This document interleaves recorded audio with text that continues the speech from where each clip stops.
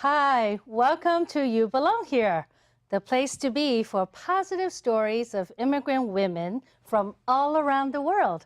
You will meet inspiring women sharing their successes, challenges, and how they are living meaningful American dreams beyond professional and financial success. I'm Porcia Chen Silverberg. The production of You Belong Here is coming to you from Palo Alto, California. My guests today are Hong Wei and Aiwa Zelinsky. Hong is a 28-year Cupertino resident. She's a school board member at the Fremont Union High School District, board member of Northwest YMCA, Asian American Parent Association, and board member and past president of the Rotary Club of Cupertino.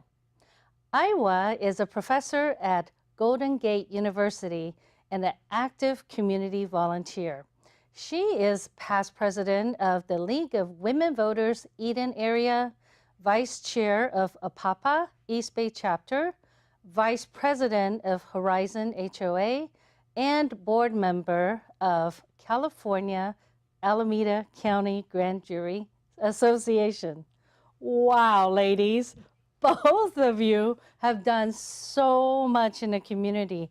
Thank you so much. Thank you for doing what you're doing. Thank you for being here on the show. And I'm just so excited to hear how both of you got involved so deeply in your local community.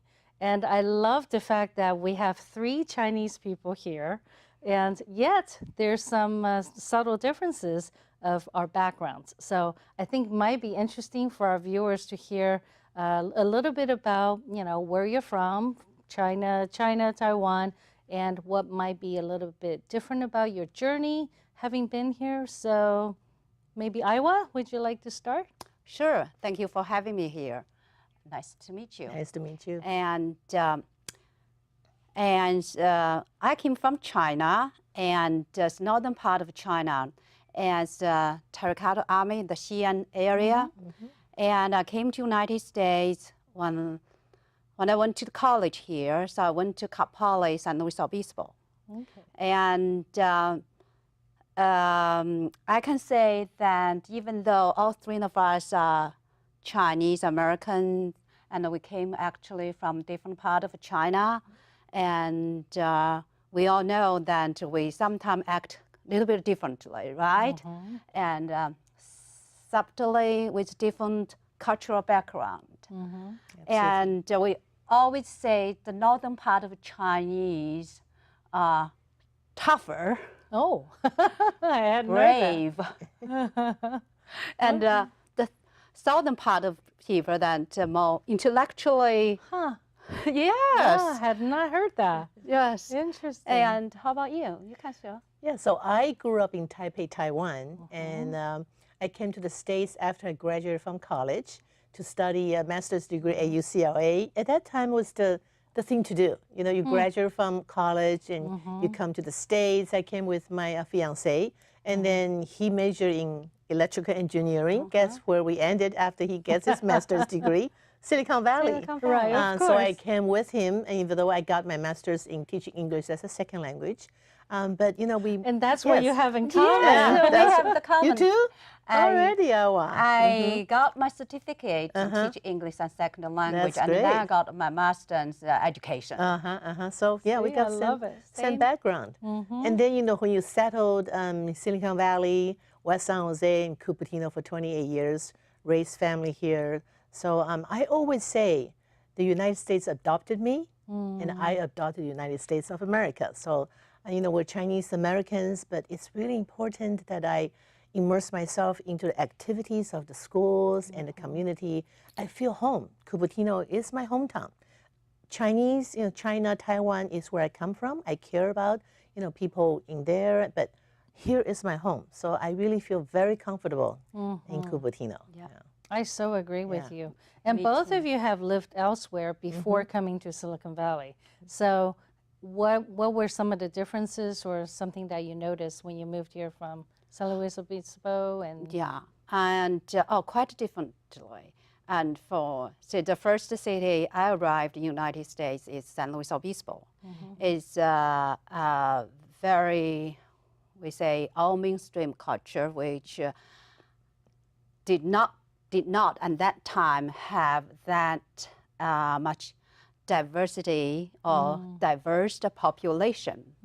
And so when I moved to the Bay Area and in Castro Valley, it was kind of a shock to my children actually, because I took my youngest son to the park and he looked around.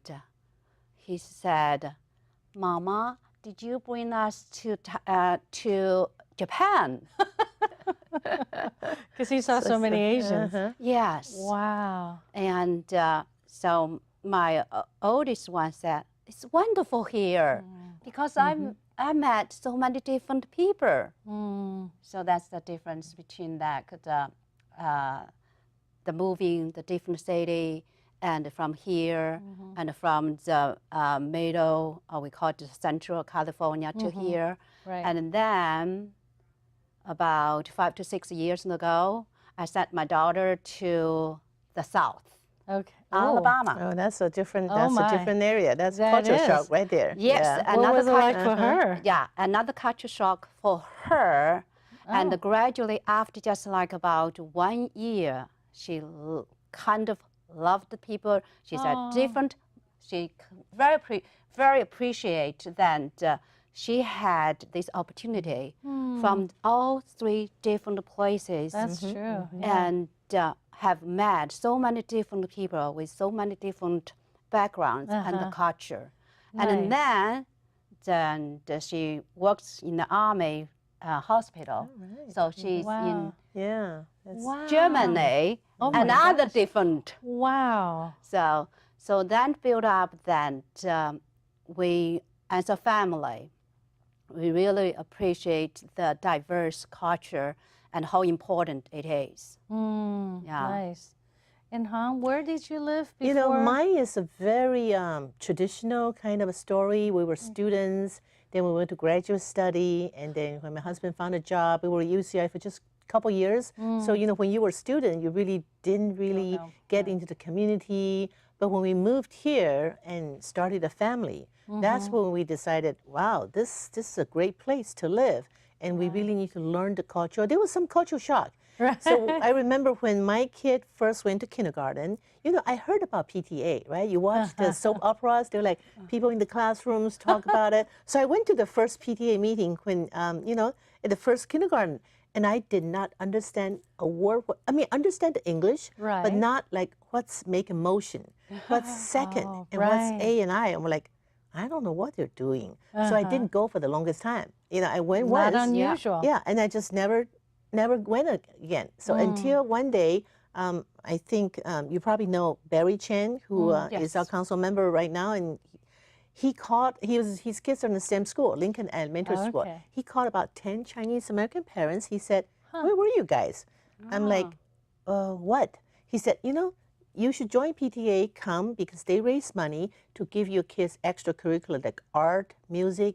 I said, really? I thought the school provides the arts and music. They said, no, the school provides the teacher, but the PTA pays for it. So we had no idea. So we all went to the PTA. I remember vividly, we said, we want to help with the PTA. So like 10 of us went, Chinese American mom and dads, and the PTA, you know, people were so happy. They finally saw a different group of people come up, and they said, so we said, what can we do for you? They said, well, you know, we have this taco night. Why don't you, share that taco night? We had no idea what's taco at that time. We're like, okay, we'll do it. You know, we're really good learners. So first year we did taco night. We're like, this is not really what Chinese. I mean, really, I love taco now, but that time it's really like what? So we decided next year. We said, you know, let's sneak in some chow mein and fried rice, and we did, and they loved it. You know what?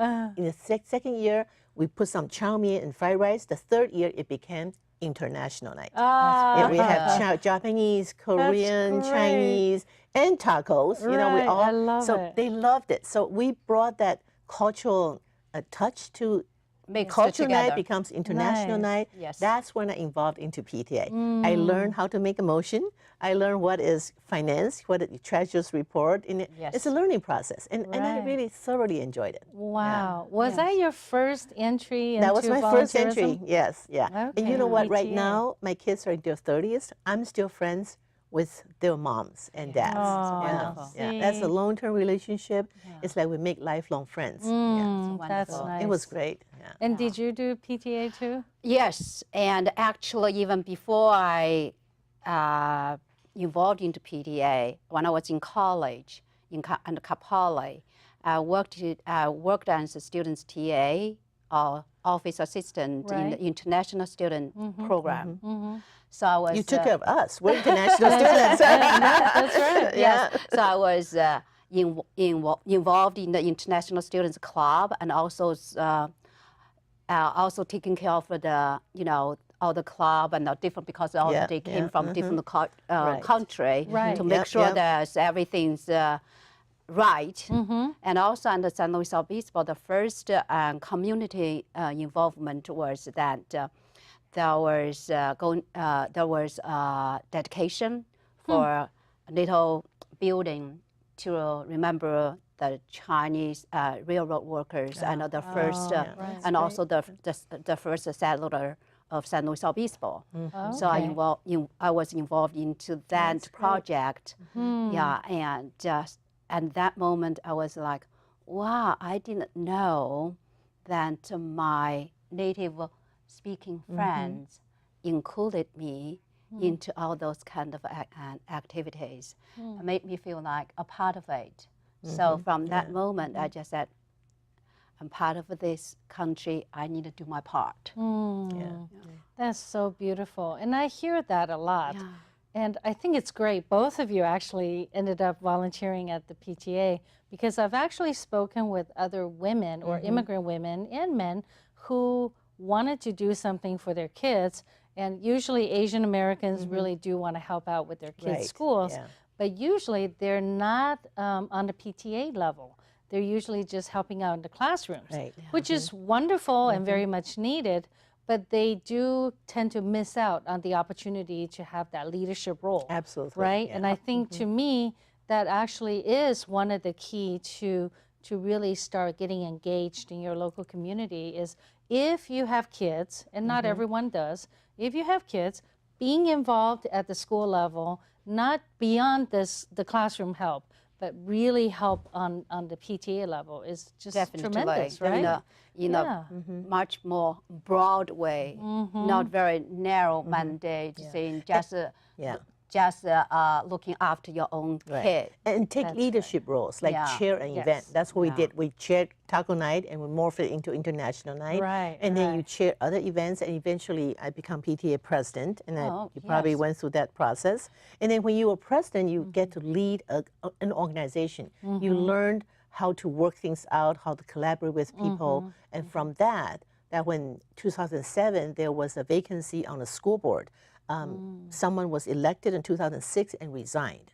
In order for the school board to do a special election, it costs a lot of money. So they decided to appoint.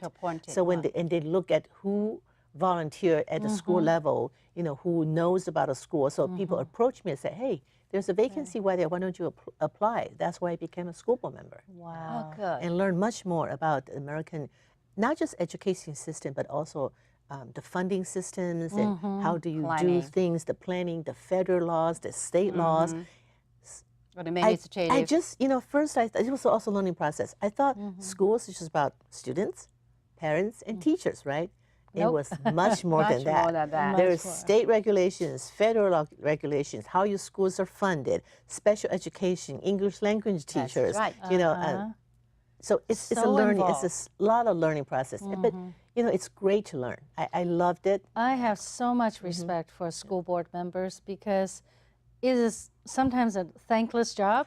You're working so hard, right? It is a full-time job at times. Yes. And there's just so much dedication one must have in order to do such a role, right? I always definitely. said you have to be elected to volunteer. That's right, exactly. You have to be elected to volunteer. Yeah. It is so wonderful, though, that you're also involved with the Rotary, Yes, which is yeah. fascinating because Rotary is an amazing organization internationally. Yes. You know what Rotary does for me is you get to know your neighbors. You know, I meet people who live 3 blocks from me. We were, 20 years, but we never met each other. And then at Rotary, we become friends. And also, Rotary, you meet people who have like-minded, That's who true. love to give back to the community, who have the heart to really do something good. But we also make lifelong friends while we're doing community service together. It's really a family outside my family. So I encourage everyone to join an organization. Doesn't have to be Rotary. It could be a Lions Club. Could be a church. Could be any kind of organization. You do service together and you make lifelong friends. Reach out. I reach love out to And you others. feel you're part of the community. Right. And it feels so good to be a part of the community and to be helping others. right, And yeah. I always say that as a volunteer, I usually get so much more back than I give. Yeah. Right? It's Definitely, just such a yes, beautiful, absolutely. Yes, rewarding. worthwhile. Yes, It's a- very yeah, rewarding. Yeah, it's it just is. feel great that you have done something good for the community, and not only just you give, but at the same time you receive, because that feeling, That's that right. feeling yeah. of belonging, yeah. that feeling of forgiving and appreciation. And you're part of something bigger than you are. Yes. Exactly. very important. Exactly. And I have talked to a lot of people. Maybe it's some people. So there's now the quarter life crisis, and there's midlife crisis. I call them evaluation. Yeah, Yes. that's So right. I think Checkpoints in it's life. midlife Yeah. evaluation and maybe quarter life evaluation. And I think young people, so I guess that's millennial technically, a lot of them are going through this quarter life evaluation. And I'm just so impressed with that too. And they are saying, you know what, I'm not looking for another promotion. And just working, making money is not what I'm looking for. I want to make a difference. I want to belong to something bigger than me, right? And that's the right, same for immigrants or native-born Americans. So I think it's really crucial that we do what we can to help maybe bring others on the path, people who haven't done as Absolutely. much. Because between the 3 of us and between the 2 of you, I think the list is this long of the type of community engagement and volunteerism.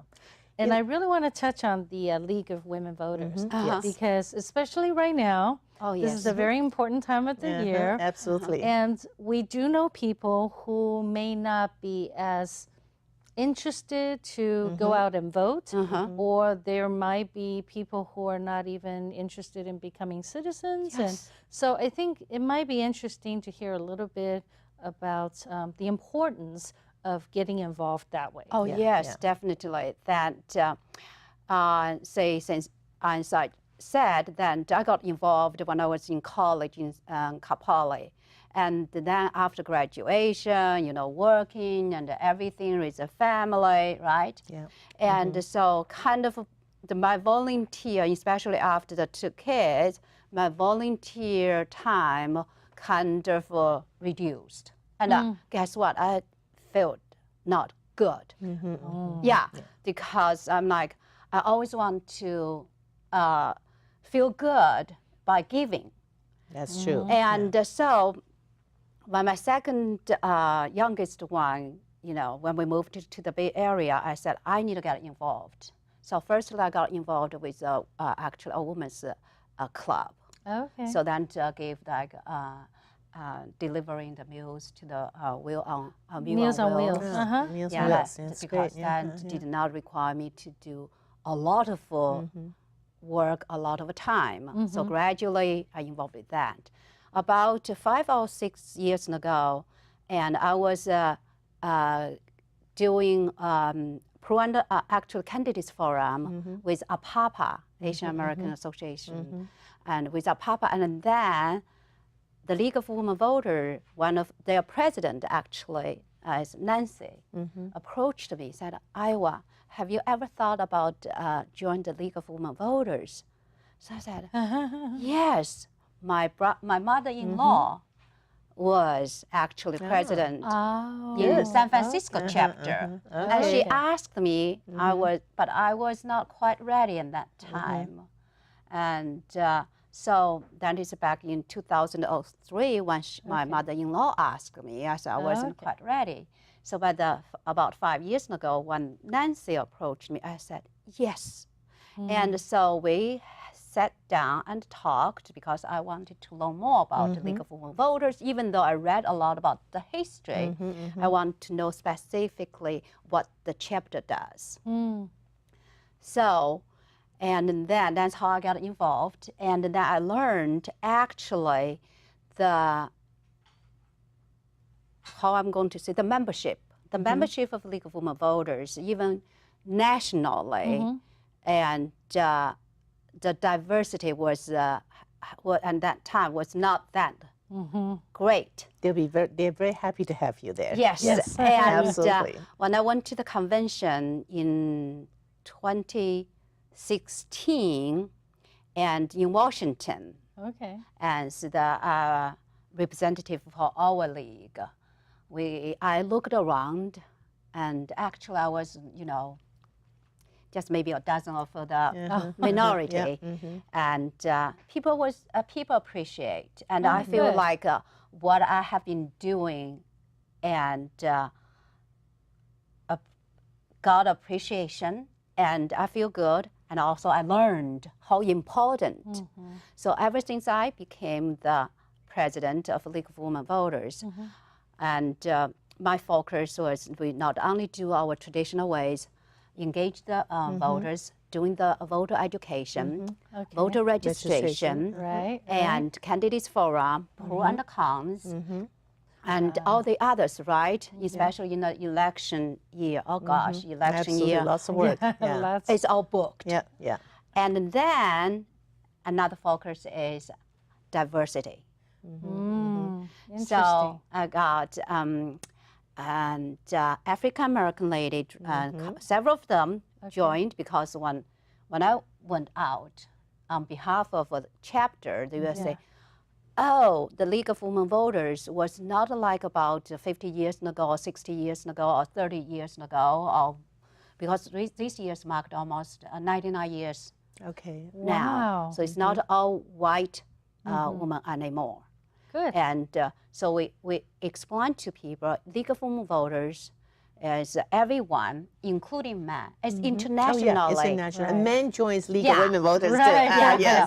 We have our treasurer, a man, and this, and we have another one. Oh, it's great. And that is great. So that's actually, I feel good about what I have done, just to increase the awareness of the diversity. And this year we have been doing, because the midterm, and we did. Midterm May, and yes, right now. We encourage and Hispanic, Latinos to join all kinds, and we go to the high school. Do you know that? Yes, I was just telling you, yes, they do come through high schools, and absolutely. 16 years can register to vote. Yes. They register at 16. Wow. Yes. And then when they're 18, they can just they automatically That's to vote. Great. So if somebody watching who doesn't know about getting involved with the League of Women Voter, they can just go to the website and check it out. Yes, right? go to the website, and then just you can sign up and register there, and print it out and sign your signature and mail it. That's it. Or because scan it is important to get involved. Yeah, they do come in high school, do voter education. Yes, we do. Like you said, and register nice. them at 16, and then when they're 18, they automatically receive their ballots. Young people are actually the least likely to vote. Yes, and then it's actually we're voting for their future. Right. So in our high school district, we do voter registration, and our papa also comes to do voter registration in the high school district. That's what another aspect now. League of Women Voters not just does things alone. No, we lots of collaboration. Yes, that we partner with the local communities, others. And so closely in the Eden area, we partner with Papa East Bay chapter, And also we have the local Hispanic club or association, and Oakland with Black Lives Matter. Oh, So nice. yes, Okay. yes. Well, you know, we're all in this together. Yes, And absolutely. it takes all of us from Asian community, wherever, all of us need to come together and just really lift one another up. And I would like to ask you, since our time, I'm always sad when it comes to a closing in, but before we end though, I really would love to know if there's one thing you would like to share with the viewers that may be something people don't know about immigrants, for either one of you, if you have something to share. So, yes, so I'm Chinese American, right? So people see me as Chinese American, and they kind of categorize Chinese American the same. So I try to tell my Caucasian friends there's some subtle differences among people from China, people from Taiwan, people from Singapore, people from Hong Kong. You know, we share the same heritage, but sometimes we don't even speak the same language. I don't understand a word of Cantonese. You know? Me neither. So there are some subtle differences, and so I try to educate my Caucasian friends that even though Chinese people, like they categorize Chinese Americans, we have some subtle differences, and it's not like we don't get along, but we do have different perspectives sometimes we bring with me. So they need to be a little bit more sensitive of where we come from. Right, good point. Yes, Aiwa? and I would point out, and in a very broad way, to say that the immigrant, no matter where you came from, and you choose to come here, there's a reason for you to come here. After you came here and you chose to stay, there's a reason for you to stay, right? And once you stay, and that means this is your country. Yes. Absolutely. And recently, all the Nobel Prize are giving out, and just want to point it out, and 1 in 3 Nobel laureate are immigrants. Absolutely, yeah. On that note, I love it. I know you join me in being so appreciative and being here in this country, and that I'm gonna just invite you who are watching that you've now heard some really interesting things from Han, Aiwa, and I, and we would love to hear from you. We talked about so many things, and if there's one thing that resonated with you, we would love to hear what inspired you and what action might you want to take. Let's continue the conversation. Please leave a comment at youbelongherefoundation.org, and let's continue to work together, because You Belong Here is committed to infuse a plethora of positive stories of immigrant women and ignite meaningful conversations in our community. I'm Porcia Chen Silverberg. Thanks for watching, and remember, you deserve to be seen, be heard, and belong. You belong here. Thank you. And thank you. Thank you. And it just went by too quickly. Thank you, Portia. So great. Thank you. Thank you. Whether you're different, same ignorant or intelligent, whether you tell the truth, lie or embellish it, whether you live in gratitude or for the hell of it, it doesn't really matter, it's still one single fellowship. Whether you've been lustful or living celibate, whether you're an optimist or only see the negative, whether you're dead broke or rich from inheritance, doesn't really matter, we're made of the same sediment. Whether you got a family or single parenting, or you're Asian, African, European or American, whether you pray to God or atheist is irrelevant, cause what you got inside is the same as all your preference.